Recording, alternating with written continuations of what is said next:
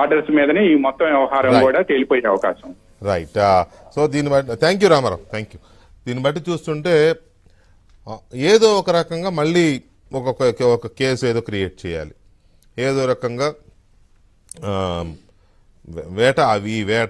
వెంటాడడం ఇది కంటిన్యూ చేయాలి అనేది ప్రధానంగా ఉద్దేశంగా కనపడుతోంది. సిఐడి ఉద్దేశం కానీ, లేకపోతే జగన్మోహన్ రెడ్డి గారి పొలిటికల్ వెండటాలో భాగంగా లోకేష్ ఎక్కడ దొరుకుతాడు, లేకపోతే చంద్రబాబు నాయుడు ఎక్కడ దొరుకుతాడు, ఇంకెవరైనా ఏ లీడర్ అయినా ఎక్కడ దొరుకుతాడు అనే ఈ వెతుకులాట కార్యక్రమం ఇందులో కనపడుతుంది తప్ప ఇంకేం కనిపించట్లా ఇందులో.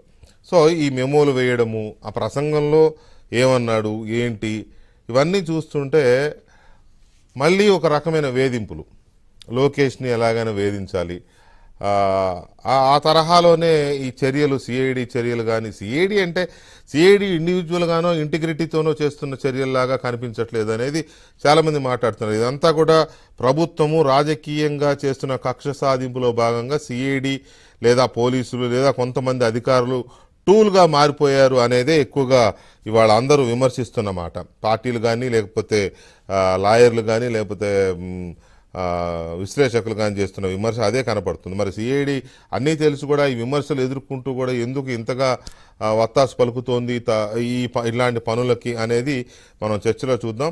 మనతో చర్చలో తెలుగుదేశం పార్టీ జాతీయ అధికార ప్రతినిధి జీవి రెడ్డి గారు, అలాగే సిపిఎం సీనియర్ నాయకులు మాజీ శాసనసభ్యులు ఎంఏ గఫూర్ గారు అండ్ హైకోర్టు సీనియర్ అడ్వకేట్ వివి లక్ష్మణ్ గారు మనతో చర్చలో పాల్గొంటున్నారు. చర్చలోకి వెళ్లే ముందు లోకేష్ చాలాసార్లు చెప్పారు, ఫైనల్గా మొన్న విశాఖ సభలో ఏం చెప్పారో ఆ బయట ఒకసారి చూద్దాం.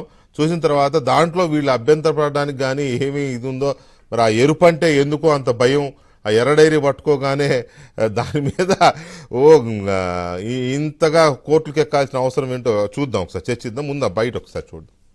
ఏ అధికారులు అయితే చట్టాన్ని ఉల్లంఘించి మనల్ని ఇబ్బంది పెట్టారో ఇదిగో ఎర్ర బుక్కు, వాళ్ళ పేర్లు బుక్ లో ఉన్నాయి, వాళ్ళని వదిలిపెట్టే ప్రసక్తే లేదు.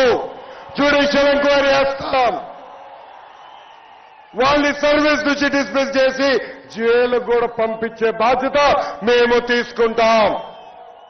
ఇప్పుడు కూడా అధికారులు చెప్తున్నా, చట్టాలని ఉల్లంఘించొద్దు, కొంతమంది కోసం చట్టాలని చుట్టాలుగా మార్చొద్దు, తగిన పరిణామం ఉంటుందని ఈ సభాముఖంగా హెచ్చరిక నేను జారీ చేస్తున్నా. ఇంకోసారి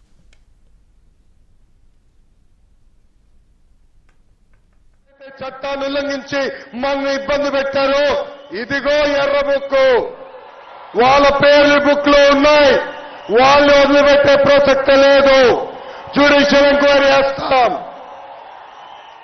వాళ్ళని సర్వీస్ నుంచి డిస్మిస్ చేసి జైలు కూడా పంపించే బాధ్యత మేము తీసుకుంటాం.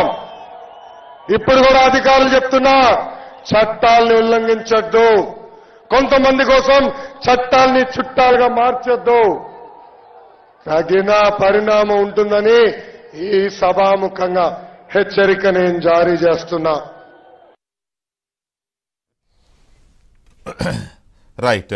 అది లోకేష్ చేసిన అది ఒక హెచ్చరిక, ఒక సూచన, చాలా కేటగారికల్గా క్లియర్గా కొంతమంది కోసం మీరు చట్టాలని వాళ్ళకి చుట్టాలుగా మార్చొద్దు, మీరు ఇప్పటికైనా దాన్ని మార్చుకోండి, మేము అధికారంలోకి వచ్చిన తర్వాత జ్యుడిషియల్ ఎంక్వైరీ చేస్తాం అన్నాడు. అధికారంలోకి వచ్చి రాగానే ఇళ్ల మీద పడి దాడి చేస్తాం, కొడతాం, చంపేస్తాం అట్లేం మాట్లాడాలి.